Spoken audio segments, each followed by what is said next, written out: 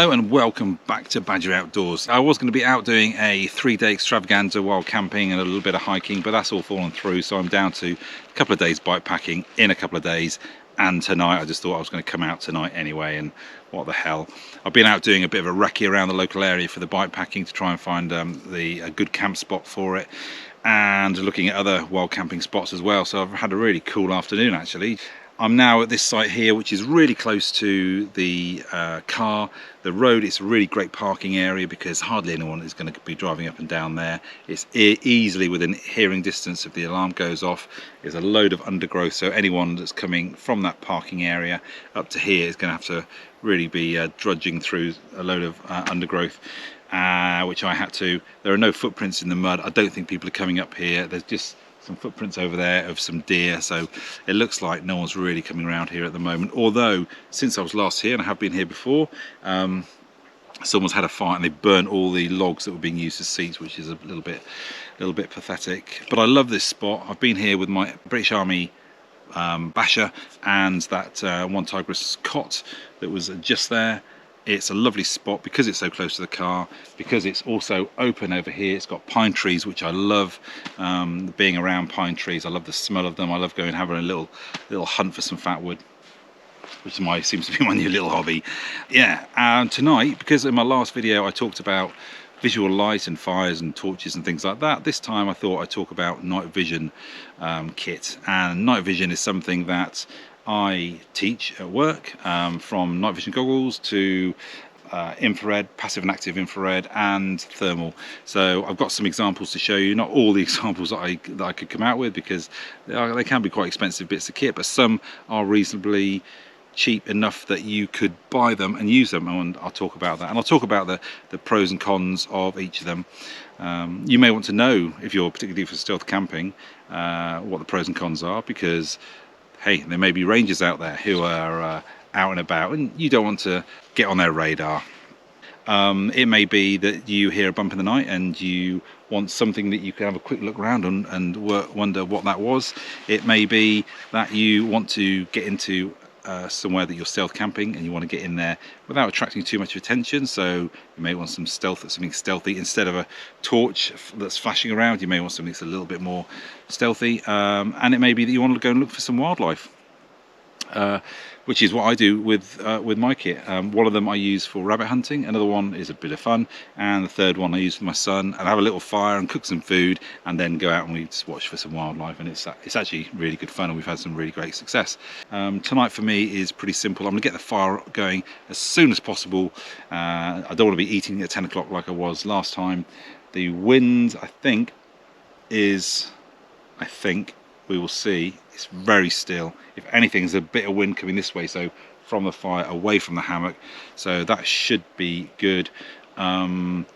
There's no one's going to smell it. They can't get, and then it's probably about 40 meters away, the car, so I don't think they're going to be coming up this way. I'm going to get some B-roll tonight and I'll hopefully merge that in with the chat that I'll do later on.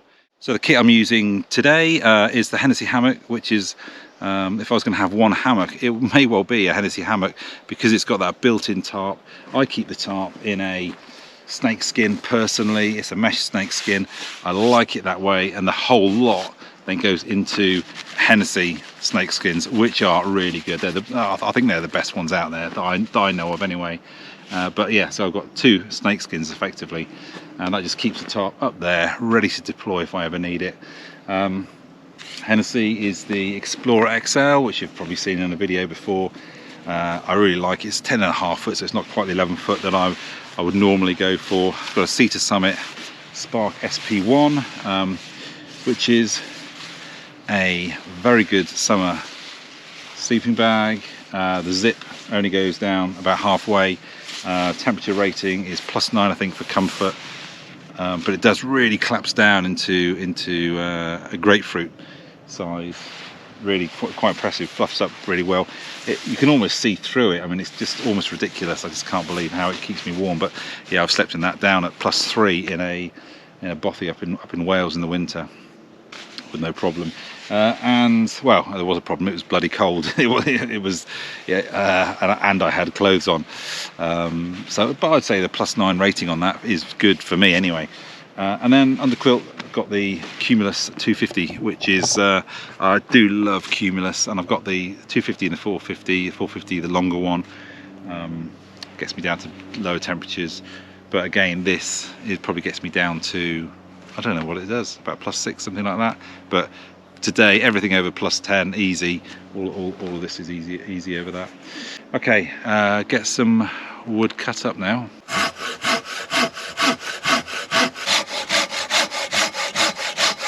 Absolute overkill with this saw, if I'm honest. I was packed for 3 days out in the forest, not for just coming out and doing a single night with a loads of abundant small stuff. So never mind, makes it quick. Right, it's got all the junk on the bottom from whoever else's fire that was, and get some bigger stuff on. About the rest of that I will chuck on there later. This will be ready, good enough for a meal. Get this burned down to the coals, and then I'll, end of the night, I'll chuck another couple on just to warm it up before bed.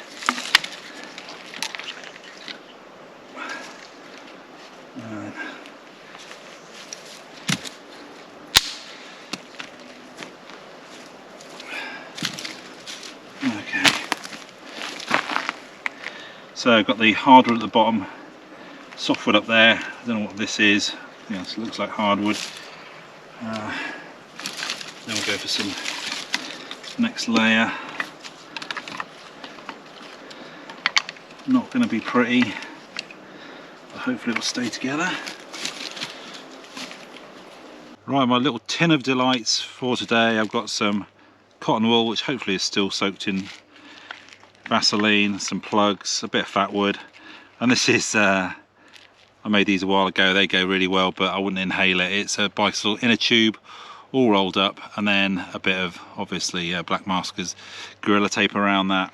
That's a last ditch, but it certainly burns. But I wouldn't go anywhere near it. I think I want to keep it really simple tonight. Right, time check. Yeah, it's just gone 6, so busting my rules on when to light a fire, but as I think I said in the last video, it's all a matter of risk management. Take into account everything and then make a decision, and I think the risk is there, definitely, but I think it's low enough, and I'm fingers crossed about the wind direction. Not a lot of Vaseline in this, but I think it'll get going. Hopefully that'll be enough to get it going and save that bit.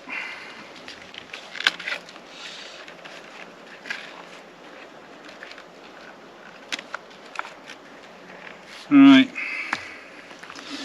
hopefully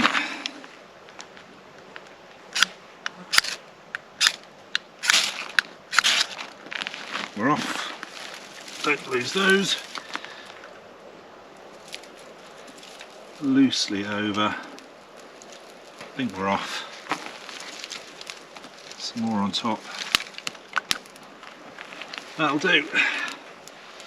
Right. See where the wind is going before I commit too much to it. Looks pretty dry. Wind's going, if anything, actually over that way slightly. It's probably just coincidence, but this is the second time I've done an upside down fire, and it's the second time that there's no smoke. Now, I think this stuff is pretty dry, but there's just no smoke again. I just wonder if there's any of this secondary burning that goes on with these fires. No idea.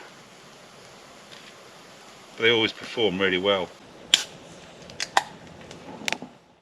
Right, so I've mentioned the times when you may want to have some night vision, or at least know something about night vision if you're out stealth camping. In terms of the frequency spectrum, it's not too important really, but there's blue, sort of purple light goes up at about 350 nanometers, goes up to about 750 nanometers, which is where red light is.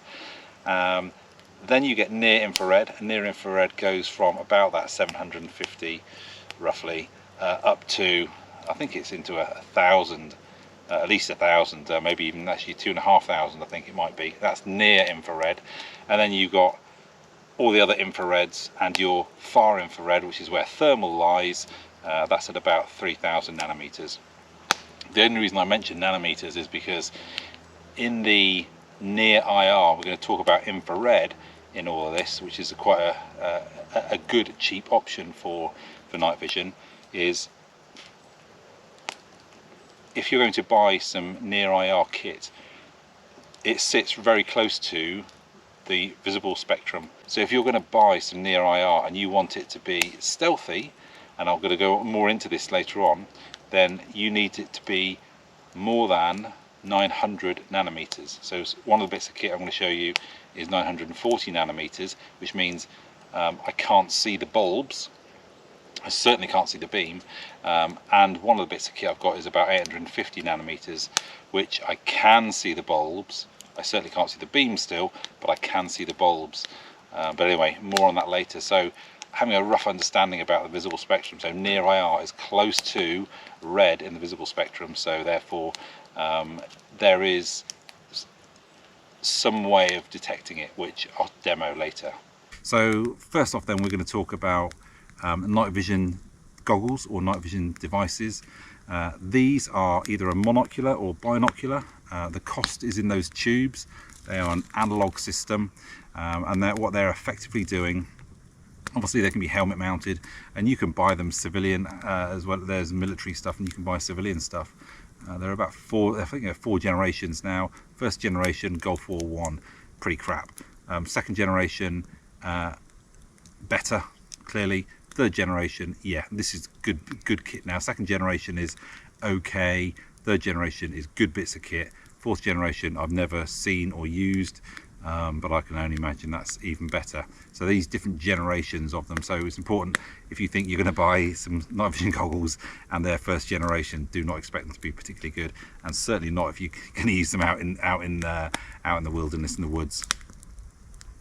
So how they effectively work is there is the light is photons, and the photons come into a photocathode plate, and that photocathode plate turns the photons, the light, into electrons, and those electrons then fire onto another plate, and that is effectively going to amplify it. It focuses and amplifies, so the single electron will hit and multiple electrons will be fired off after that plate. So effectively is intensifying the amount of energy, and then those electrons then fire along and they hit a phosphorus kind of plate at the back, which is normally green because the eye can watch green for much longer periods of time without tiring. So normally it's green, but I think you can get white as well, and that's what you're looking at, and that converts the electrons then into effectively a picture. Okay, what it sees is near IR. They'll see red light very nicely. These systems are particularly expensive, so really you're looking at £2,000 up to £10,000, whether you go from monocular but yeah, very expensive. I think it's the PVS 14 is one. It's a monocular that is available for sale. I think it's a Gen 3. It's, like I say, it's a monocular, and it's just very expensive. Now obviously all they're doing is intensifying light, so they need light in order to work. If you're in a pitch black room, they're not going to work at all. But if you've got a little bit of light, then all they're going to do is intensify that light, and so you can see. So the light that they will detect is the moon. If it's a moonlit night, then fantastic. If it's a cloudy night, then there's going to be no moon. The moon may not be up, obviously, at night. It may be a small moon, not a full moon. So there's a lot there to think about, whether they're going to actually be able to give you any benefit. Cultural lighting as well. If there's lots of towns and villages and the light from those is coming up, it's maybe bouncing off the clouds back into the woodland that you're in. You know, that is going to be useful to you. If it's a clear night and there's no moon up, but you still got the stars, well, you know, they don't give a lot of light, so you might get some sort of image that you can work with, particularly in a wood and a dark wood. I think it would be almost impossible to work with them. So really, night vision goggles or devices, you need some sort of light that's out there in order for those things to work. And if it's a pitch black night, they're going to be fairly useless. I don't know what Gen 4 are like though. When they start to go wrong, when they start to fail, they're not getting enough light, you sort of see speckling on the image, and that's your clue that they're not really working. Normally there's no magnification, so what you see is what you get. They're not zoomed in, because if you're moving through somewhere, you don't really want that magnification, because it's going to distort your brain, because your brain's got very few visual cues. The last thing you want to do is add some magnification into there, which may cause you problems trying to interpret the picture. You have to think that you are looking effectively through two straws or through two toilet rolls, so your perception of what's going on around you is very poor, and so if you're wearing those things, you've got to be moving your head all the time trying to pick things up. Depth perception is particularly bad as well. Judging distances can be very tricky, so they are certainly not the be all and end all. If you're in a dark night in a wood, I think they're pretty much useless, unless someone's going to be spending big bucks on Gen 3 and Gen 4 kits where there may be enough lighting in there to help them. But yeah, any older systems are just going to be useless, I think, in the woods. The good thing about night vision goggles and night vision devices is that they're a passive system, so they're not transmitting anything. You are simply absorbing light, so that is good. You're not putting your hand up and saying, "Here I am." And we'll talk about that in a second, and another system where it does do that. So overall, night vision goggles, night vision devices, yeah, unless you're in the military, you're not going to be using that. I don't think your ranger is going to be using night vision devices. Yeah, some people may have the money to splash on this sort of stuff, but I certainly don't have any. You know, £3,000 a set, it's just for one, is just not worth the bang for the buck. There are other options which we'll come on to now. If we're looking at infrared, so this is a passive infrared system, so a purely infrared sensor. So it's a bit like a night vision goggles, but night vision goggles are analog, whereas what we're going to talk about is a digital infrared sensor. And the performance of these is nowhere near as good as an analog system like NVGs. They're good in dusk and dawn, so in areas where you can't see particularly well, just as it's getting dark and you're looking around the wood and you think you can see things moving, but actually if you used a purely passive infrared system, a digital infrared system, and you can buy these relatively cheaply, but we'll talk about that in a second, then you would be able to see much better. So all you're doing, you're taking what little light is left from the sun, even if the sun is low, and there'll be some infrared and it'll be bouncing off what you're looking at. So they will be better at dusk and dawn. Some animals can see near infrared. I think maybe snakes, and some fish, maybe goldfish. I've seen some rumours about that, but again, I've seen other people saying no, that's not the case. So, but things like deer, foxes, certainly humans, all other animals, they just don't see it. So maybe some reptiles can. So it is a pretty stealthy system. However, it needs some sort of infrared light, and the problem is that as soon as it gets dark, they become bloody useless on their own. So much like if it's a dark wood, the only way you can see with visible light is to use a torch, and if you want to look a long distance, then you put some binoculars on. And so that's in the visible spectrum, but of course animals and people can all see that torch. Near infrared, an active near infrared system, so previously I've just spoken about passive digital infrared system, but this is an active digital infrared system now, is effectively a torch which is transmitting light in the near infrared spectrum, so you can't actually see the beam of light because your eyes don't operate at that higher wavelength. Therefore you don't see the beam. Now we'll talk about the actual bulb itself later on. I'll do a demo of that. So you may be able to see the light that's in the bulb if you were looking directly at it. Depends on where it is in the frequency spectrum. If it's a really high wavelength, then you may not be able to see it, and depends how intense it is.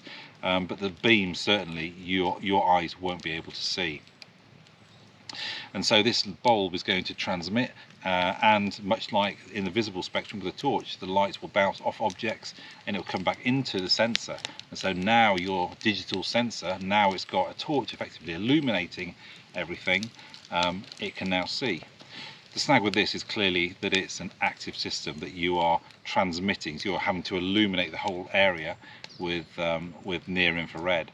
And so while animals and humans can't see that beam, anyone else that's out there with any other sort of night vision device, so night vision goggles or another system like yours, but they haven't turned their infrared beam on, they're going to be able to see your beam moving around. As soon as they look down, put their goggles down and have a look just with their own eyes, they're not going to see anything. So we use this in the military. We can use it, an infrared lamp, to illuminate somewhere at night, so we can see with night vision goggles if they're failing a little bit. You can illuminate the area and you can actually see where you're going. So with an active digital near infrared system, you can probably see up to 200 meters, and I think there are some systems out there which have a really focused beam which can get out to maybe 600-700 meters, but the system I'm going to show you, the longest range you can get really is 200 meters, and it's pretty good at that. What it will do is detect animals' eyes, so while the system will see out to about 200 meters, I can actually see rabbits and foxes and everything else beyond that, because animals that operate at night or work around at night, now the back of our retinas is, well, the back of our eyes is the retina. The light comes in and just hits the retina and that's it. But an animal behind the retina has a reflective surface. So the light comes in, it goes through the retina, so the animal's got that detection. It then bounces off the back of the eyeball and then it bounces back through the retina. So it's almost like a double hit of that light by these animals. The trouble is, so they can see better than we can at night. The trouble is for them is that the light, any light that shines into their eyes, it just turns around and it's fired straight back out. So if you ever see red eyes at night, it's either going to be a monster or it's going to be an animal that's over there and you've got your red head torch on, or it may be the system I'm going to show you later on. Someone's looking at you with an infrared system. Now, if you do see a reflection of eyes, what you can definitely say is that it's not human, because our eyes don't do that. So if you do see this pair of eyes at night, you know it's not human, it's just an animal. The thing with near infrared you will find is that plants which are green, because plants don't like warmth, because warmth is vibration effectively, and that can damage the plants. They don't like the near infrared spectrum, so they reflect it all. So if you look at plants, you look at grass, it will all look white when you look through the system. Whereas, and it's very difficult to tell based on the colour of what you're wearing whether that is really reflective of infrared light or it's not. You can buy near infrared camouflage, but you know, if you generally use a camouflage jacket or something like that, it will break up your silhouette, and that's effectively what you're trying to do. But you may think that you've got you know, a green top on, but actually when you get out into the woods and someone looks at it with near IR, you may really stand out. So it's very difficult to tell how good or how camouflaged you are if you're wearing gear and you think someone's out there with a near infrared system. You may really be standing out, and it completely depends on the background that you're in also. So very difficult to judge without going out and testing it. If you don't want to be found with a near IR system, then one of the best things you can do is just keep still. Get behind something, natural vegetation if you can, and just keep still. And it's going to be very difficult for anyone to pick you out. Right, so we've spoken about night vision goggles, which are great without any zoom, but they've got some real limitations with peripheral vision and with judging distance. So a few issues with that. Then you've got infrared, but infrared is, if you want it to work properly, it needs to be near infrared. The digital systems, then they need to have some sort of active beam which is being fired out, but they're a lot cheaper. But the daddy really is thermal, and thermal is can give you some outstanding performance if you're looking for something. Everything transmits thermal, even out in deep space. I think it's something like a few Kelvin, minus 270 odd degrees centigrade, even out in deep space. But everything is transmitting some sort of heat, so it's very useful to be able to have a system or a camera which looks for that. And the price of those systems is really coming down. I'm going to show you one in a second which I use on a rifle scope for rabbits, and I also use it to go out and look for animals with my son.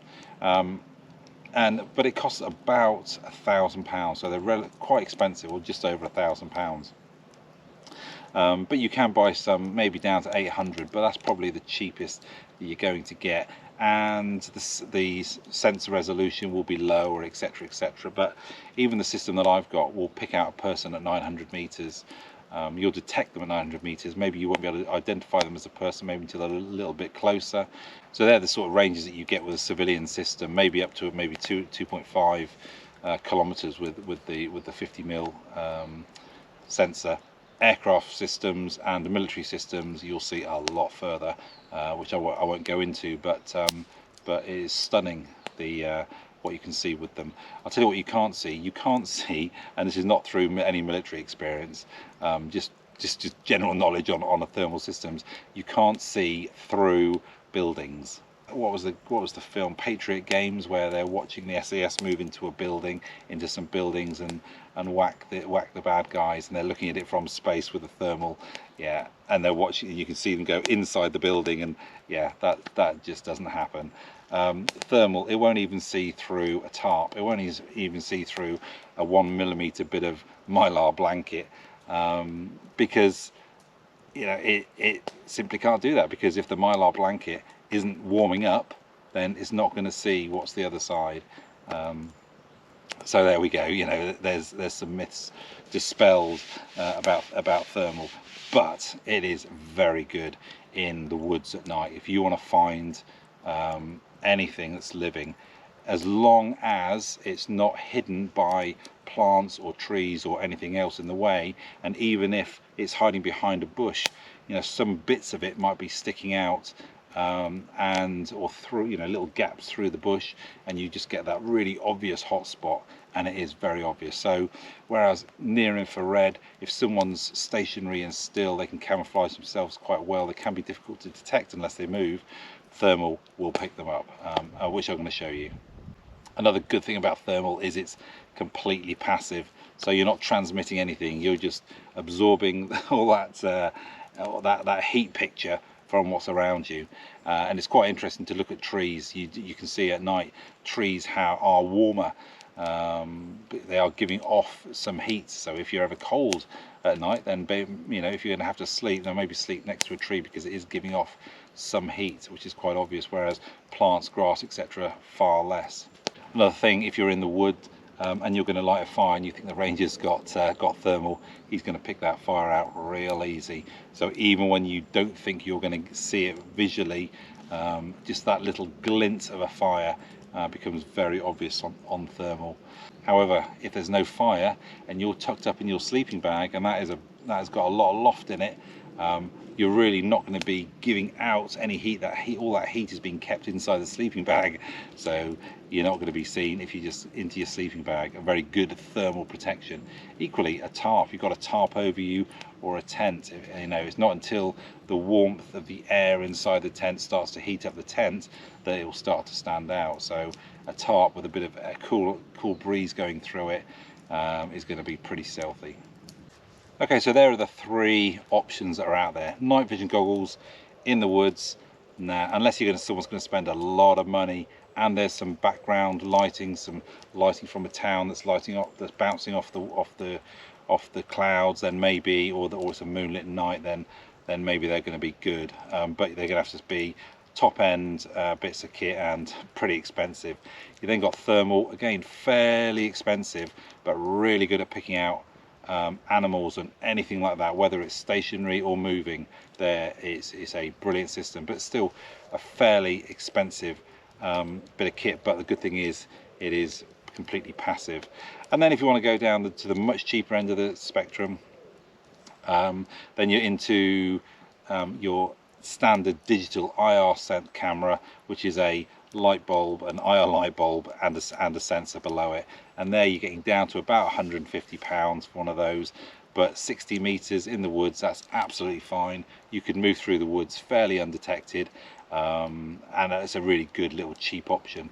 Not completely passive, but well, it's not passive, you know, it's probably going to be active if you have the bulb on. But how many other people walking their dog have got another sensor or night vision goggles? You know, does the farmer? No, they probably don't. So it's a good little system, but it's definitely got its limitations. And if you are going to get one, if you buy one that's got magnification to it, you're not really going to be able to walk using it, but it will be able to look and see things, so stop, look, and do that, etc. But if you want to move through a wood with something like that, then you need basically ×1 magnification, and as much field of view as you can get. I want to show you some systems now. Okay, the fire's just getting down to being good to cook on, and I want to get that going. So I'll just show you briefly these three systems, and then we'll have a little play tonight when it gets dark. This is the first one. It is effectively a scope. It's a scope stroke monocular. Its company is Hikmicro. This is the Hikmicro Thunder. It's the 19mm version, so it's good for sort of shorter range stuff, for you know, smaller game, that sort of thing. But it fits on the rifle really nicely. You can get a 35mm version and a 50mm version. Right, I'm going to read off some stats. The sensor is 256 by 192, 12 micrometer sensor. It's about 1200 nanometers. Anyway, none of that really is that important. It uses some CR123 batteries. It lasts for about 4 hours. It's got a 2.5 times optical zoom, and then it's got an 8 times digital zoom. You can record video, audio, and still pictures with it.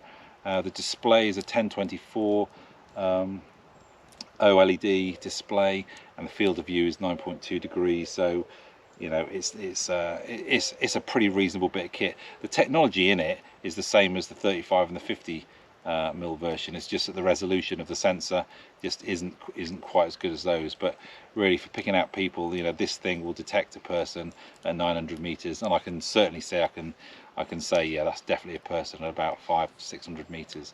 So it's a pretty good bit of kit, and I've watched all sorts of wildlife at night with this thing. Right, this next one was a gift, and it wasn't actually the one I was ideally after, so I ended up getting the longer range one as well. But this is the Nightfox Red. It is a near infrared system. The sensor is the bit that's in the middle there, and then these two here are the bulbs. So they illuminate the area with the light, and then the sensor picks up whatever's reflecting back in. You can use this, it has a display that you look through there, and it does have an adapter there, so there is a little head mount that you can put on, and so it can sit on your head and you can walk around with it. It's got no optical zoom, but there is a 2x zoom if you want to use that digital 2x zoom. But yeah, so you could walk around with this, and I've tried it. It is possible, but the trouble is it's kicking out all that light, which is great when it's out there, but when you look down, as I'll show you tonight, there's all that light is suddenly reflecting, and you can't really see where your feet are going. It's just too much light, so you have to dim it down when you're looking down. Then when you look back up again, you've got to increase it again. And of course it's a bright screen, and so that kills your night vision. So there are lots of negatives about it. You know, if you're using a monocular with night vision goggle monocular, you can have that over one eye, so only one eye is being killed every time, whereas your other eye is able to still got some night vision left in it. But this really it does kill your night vision. But that's how the system works. I'll give you some figures now.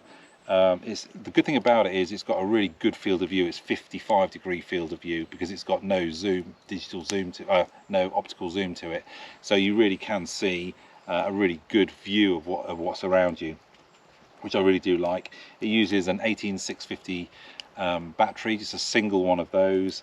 It lasts for about 4 hours. Now this operates at 940 nanometers, and if you remember earlier I said anything above 900 is pretty stealthy.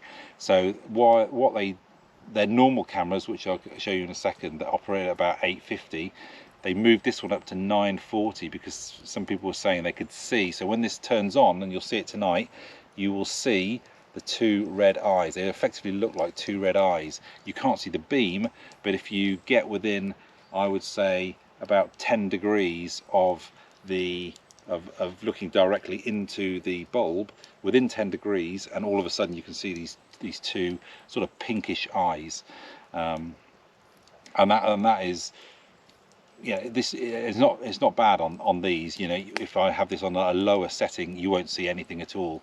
On the higher setting you might see something, whereas on the other one I'm going to show you in a second, that operates at 850 nanometers, and you can see those two eyes looking at you. So that's why they've done this, to make it a little bit stealthier. They've gone up in the wavelength, but it's a nice system. It does a little bit of recording. You can record audio and video, but no stills. It's got a little eye focus on there. Any other things on there to mention? Yeah, it will see out to about 60 meters. I think is fairly accurate. I think I would agree with that. And you'll see animals beyond that because you'll see the glint of their eyes, and it costs about 250 quid. Yeah, so quite costly. This one is good if you're going to move into a wood, or you're going to move around a wood at night. This would be ideal. Better than the other system I'm going to show you, and it's a bit more stealthy, but it doesn't have the power or as the other system. Okay, so hopefully you can see now, this is the Nightfox Red, so this is the one with 0 zoom, so you should be able to walk around with this, but this is in TV, and you can see there's some daylight still up there, but in the wood there's just nothing. And if I flick onto IR only, so there is some daylight that's coming through the top of the trees, and that is chucking in some IR. Now if I just look into that area there, off the goggles, not goggles, off the sensor, I can't see anything. If I look up over it, it's just dark in there, so you can see something. And if I look into the wood here, there's really hardly anything that I can see, but I can see a hell of a lot more through this sensor. And this is with infrared, this is with, it's basically TV, and I can see nothing. And I can see a bit more with the naked eye, but not a lot more. If I now go to IR, right, that's the fire. It's still giving off some infrared heat. If I now go to level 1, now this is going to turn the bulb on, the infrared spotlight effectively, and that's what we've got. And then I'll head down towards the woods. There's a stump there and a stump there, so careful of those. Any more stumps now?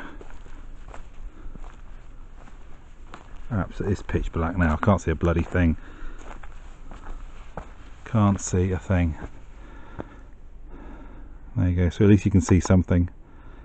Up to level 2, 3. You go too high, just. So that's both bulbs on.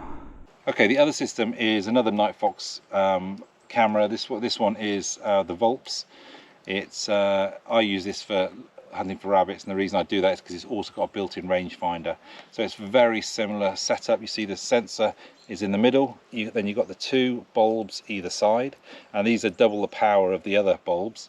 So whereas that one saw out to 60 meters, this one comfortably sees out to 200 meters. And then you've got the rangefinder, transmit and receive on the top there as well. This one again will record video, audio and stills. It's got 2 of the 18650 batteries, and like the other one, you can look at it purely with the IR sensor, and then you turn on the infrared bulbs and you can increase the intensity of those. But as I said before, this operates at 850 nanometers, so people, while they can't see the beam with their naked eye, if they look within 45 degrees of the front of this system, what they will see are two red eyes effectively. Now they're only going to see those out at maybe 20, 30, maybe 40 meters. Beyond that, they're not going to really be able to pick them out. But yeah, they do look like two red eyes at night. It's a little bit spooky, but yeah. So what facts and figures on this one? The same sensor resolution. This doesn't have the wide field of view because this has got some zoom. It's got a 6 times optical zoom and a 3 times digital zoom. It's only got a 10.5 degree field of view, but it's for looking longer range. It'll last for 6 hours. It weighs 630 grams, whereas the other one weighed 370 grams, so it is certainly heavier. And the screen resolution is better, which you'll see in the recordings is a 640 by 360, whereas the other camera had a screen resolution of 480 by 360. And like I say, this goes out to 200 meters with a rangefinder, and it does, you know, I can comfortably pick out rabbits at 200 meters. Not comfortably, I can see it's a rabbit from the eyes, and you can just about make the shape out on a dark night. And the rangefinder's good out to 200 meters, no worries. Okay, so this is the infrared sensor. This is in normal TV, and what we'll do now is just switch to near IR. So that's what near infrared looks like. And if you look at all the bushes etc behind there, all green, actually stand out all white because they reflect the infrared light. If we go back to there, you can see the greens. That one doesn't reflect as much, anywhere near as much. But there you go, there's the fire, loads of infrared coming off the fire. And that's just the sensor on its own, so the IR is at 0. So there's no IR bulb coming out. So you see my jacket hanging up there. I'll laze it so you can see it. It's that one there at 20 meters. That is dark green.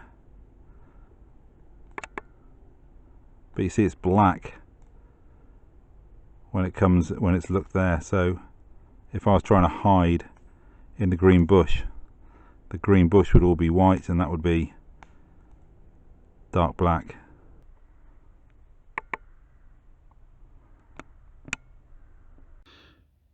Right, one good thing about cameras is that a camera will pick up the infrared light off these devices, the infrared lamp, much better than the human eye.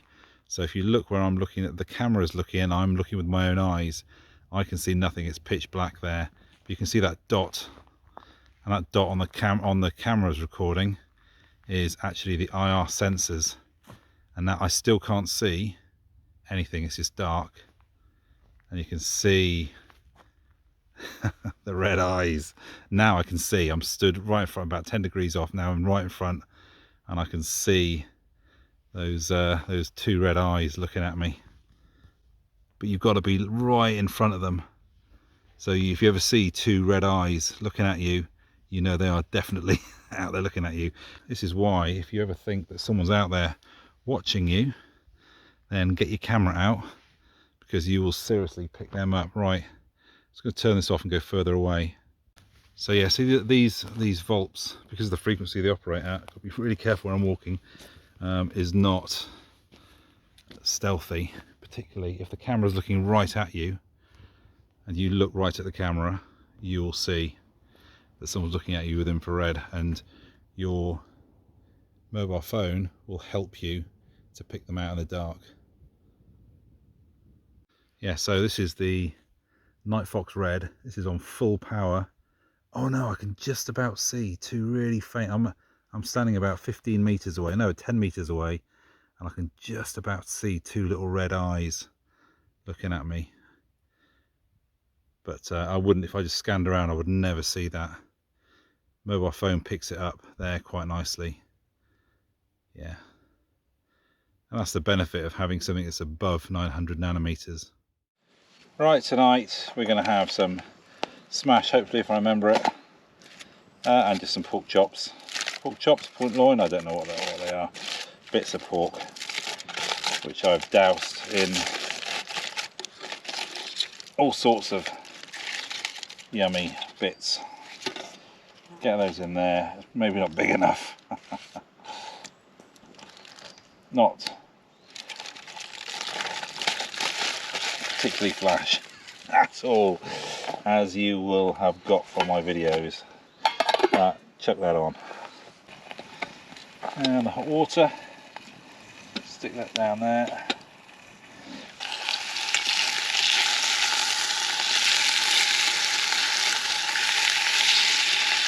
Now my snag is that I want to use the kettle later and I don't want to have to wash it up, so I don't want to do my mash in there, so I need to mix my mash in something. So I know this is probably sacrilege to anyone with a bushcraft knife, but I will see how this goes. Alright then, no idea how this is going to go.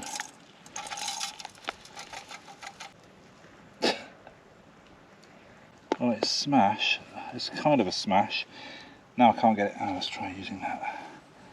Ow. Ow. Oh, ow. Yeah, it's hot. Okay.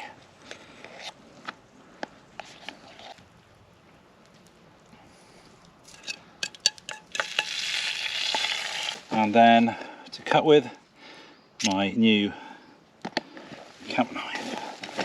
Look at that. Man, that's fit for a king. Okay, that's me done playing with my cameras. I've had a wander around to see if I can find any animals and just sit quietly for half an hour, but nothing. So the important thing that I wanted to show was just the eyes, the reflection they get off the eyes with the infrared. But we'll leave that. I've got some videos somewhere, I'm sure. So it's time to go to bed now. It is spookily. Where you get things landing on me. It is I'm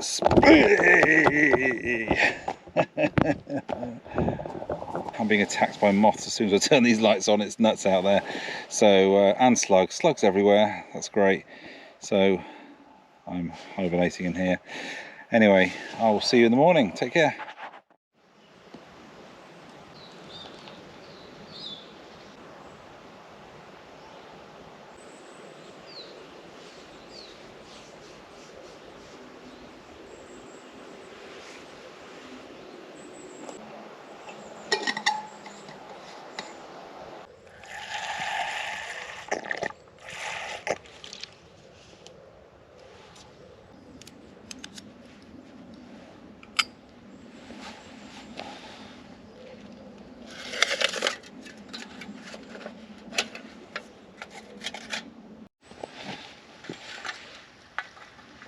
And this is a wind protector. It doesn't really work with this kettle. It's normally for a 750. But yeah, just a bit of beer can. It slides into a 750 totes or something like that really nicely. I mean, it takes up just no space inside a totes, and then all your other gubbins goes in there. But it's a very, very lightweight, cheap, simple. In fact, it's almost my preference with the totes, because it's so lightweight. It's been great. That cappuccino is absolutely fine, 3 years out of date. Well, I hope you enjoyed the video. It's a glorious morning. The sun is just starting to come up now, so I got up a little bit earlier than I otherwise would have. There's a lot of noise from crows. I think there were some owls who flew over. You can tell owls, two of them, one after the other, and they flew from through there and then back out, and you can hear this. It's just a slower flapping, and it was still really quite fairly dark, so they'd flown through there, and you don't get crows flying inside the woods, so fairly sure that was owls. And as soon as they went over my head, all I could hear was the crows going nuts up there, so pretty sure that was owls. I heard a deer, I'm fairly sure, over there. So everything was kicking off, so I thought, right, it's time to get up. I hope you enjoyed the video. Anyway, it was a bit of a nightmare to put together because of the sound, and I don't know what I've got. I'll try and chuck in what I can, and if I've got any other B-roll I can chuck in, then I'll do so, just so you can see how the cameras work. Yeah, they are a bit of fun. The thermal I use for looking at wildlife a lot. I'll take my beer, I'll take my stool, and I'll just go and sit in a wood and I'll just watch. And I've seen pretty much all wildlife, I think, even down to a stoat, what I think was a stoat anyway. You can see mice and all sorts. It is a really good bit of kit, but it is a little bit overkill. But the reason I got it is because it can do that. It can see in the forest if I am a little bit nervous at night, if I go into a deep dark forest, although I don't really take it for that anymore, let's be honest. And but I also use it out rabbit hunting, which is been fantastic for me. Picking out a rabbit, it's so easy. The infrared, the one with the rangefinder on, the bigger one, yeah, quite expensive that, but really that's, for me, that's great for rabbit hunting, and that's what I use it for, and I use it quite a lot with the rangefinder. And then the smaller one, yeah, okay, you can put it on your head and you can flip it down. There's a band and it all flips down, and great. But and in the woods, you know, a Gen 2 night vision goggles just wouldn't really cut it, and at least that does give you some illumination, but you really don't have to look down constantly to see where your feet are going, and when you look down it gets very bright. You have to dim the thing down, then you look up again, and now you need to look a little further away. So it can be a little bit fiddly. It's possible, but I think it's a bit gimmicky, if I'm really honest. The one that is, I think, good value is £150 you can get from Nightfox. Is the single bulb. It's just a handheld like this. That, I think, given the performance that those things have, I think that will be absolutely fine for wandering around in the forest at night, and yeah, have a think about it. Anyway, I'm going to finish this off and get going and go and get myself a bacon butty. I was going to cook myself a breakfast today, but there was a slug who I found had gone through my my frying pan, and that's just done my head in. I don't do slugs. Anyway, take care, see you next time.